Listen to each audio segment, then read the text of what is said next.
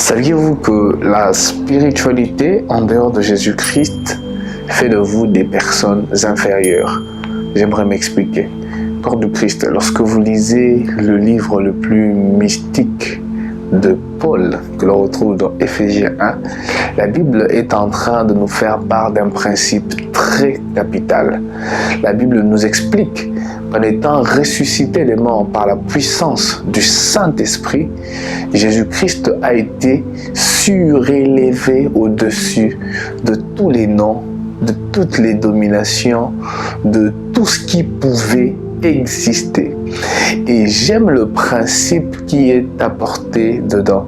C'est que la Bible est en train de nous faire part du fait que lorsque ce Jésus se faisait élever, nous, chrétiens, nous, Église, nous nous retrouvions en lui.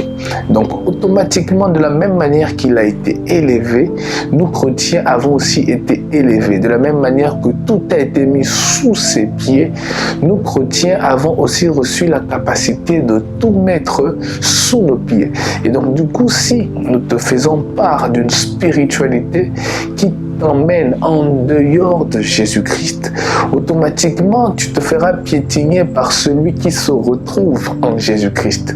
Alors ne vous mettez jamais dans une spiritualité qui vous emmène à habiter en dehors de Jésus-Christ.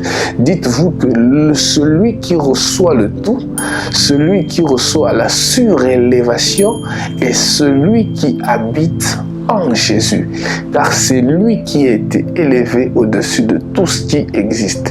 Si tu n'es pas en lui, automatiquement tu deviens inférieur aux millions de chrétiens que l'on retrouve sur terre.